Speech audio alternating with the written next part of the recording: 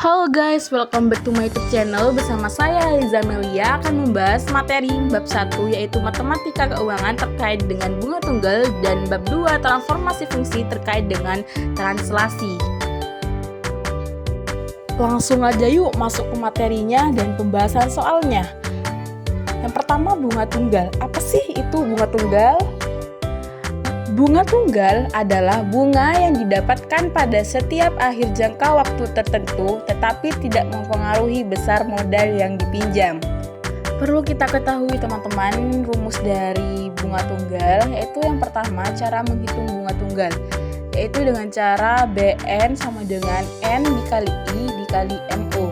Dan rumus yang kedua cara menghitung modal akhir bunga tunggal, yaitu dengan cara MN sama dengan MO dikali buka kurung 1 tambah N dikali I tutup kurung. Dimana MN itu nilai akhir, MO itu modal awal, BN itu besar bunga, I itu suku bunga, dan N itu periode.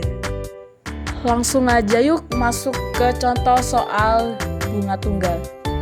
Oke, di sini ada contoh soal ya teman-teman, yaitu Agus menabung sebesar 1 juta di bank dengan sistem bunga tunggal dan suku bunga 5% per tahun. Tentukan besarnya bunga pada akhir tahun ketiga. Berarti yang ditanya itu di sini tuh besar bunga pada akhir tahun ketiga yang Agus terima gitu. Karena yang ditanya itu besar bunga, jadi kita menggunakan rumus yang pertama itu tadi, yaitu BN sama dengan N dikali I dikali MO. Di mana yang sudah diketahui yaitu MO atau modal awal sebesar 1 juta dan suku bunganya itu 5%. Dan N atau periode itu 3 tahun. Langsung aja kita kerjakan pakai rumus. Yaitu rumusnya kan BN sama dengan N dikali I dikali MO. Dimana BN itu kan bunga besar bunga, N-nya 3 dikali dengan I yaitu 5% atau 0,05 dan dikali dengan MO yaitu sebesar 1 juta. Udah ketemu hasilnya BN yaitu 150.000. Jadi bunga yang diterima oleh Agus selama 4 tahun sebesar 150.000. Nah, itu tadi teman-teman penjelasan mengenai bunga tunggal. Lanjut yang kedua yaitu translasi. Apa sih itu translasi? Translasi atau yang bisa disebut dengan pergeseran, yaitu transformasi yang memindahkan titik-titik pada bidang dengan arah dan jarak tertentu.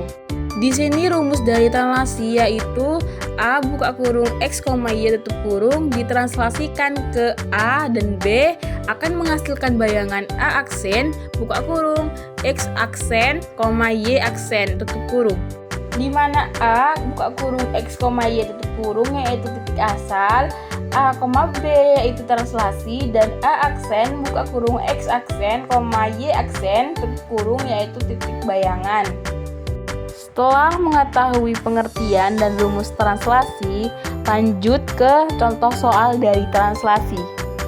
Di sini sudah ada contoh soal yaitu tentukan bayangan garis 9x min 3y plus 9 sama dengan 0 ditranslasikan oleh T sama dengan 3 dan min 8.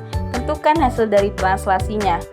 Lanjut ke pembahasan dari soalnya, yaitu sudah diketahui bahwa bayangan garis yaitu 9x min 3y plus 9 sama dengan 0 akan ditranslasikan ke 3 dan min 8. Setelah itu kita kerjakan yang menggunakan rumus yang sudah kita bahas dari awal, yaitu buka kurung X, Y tutup kurung yang ditranslasikan ke A dan B akan menghasilkan bayangan A aksen buka kurung X aksen, Y aksen tutup kurung.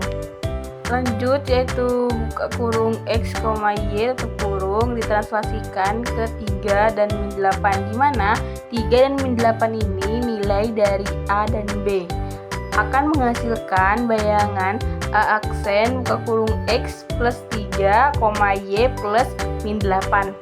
Jadi X aksen sama dengan X plus 3, sedangkan Y aksen sama dengan Y min 8. Setelah itu kita mencari nilai X dan Y dengan cara X aksen sama dengan X plus 3. Selanjutnya X aksen min 3 karena pindah ruas yang awalnya plus karena pindah ruas jadi min, yaitu min 3 sama dengan X. Jadi nilai X yaitu X aksen min 3. Lanjut untuk mencari nilai Y, yaitu dengan cara Y aksen sama dengan Y min 8.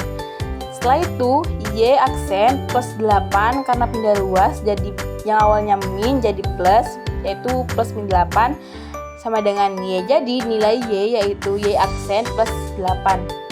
Setelah mengetahui nilai X dan Y, lanjut mensubstitusikan bayangan garis 9X min 3Y plus 9 sama dengan 0.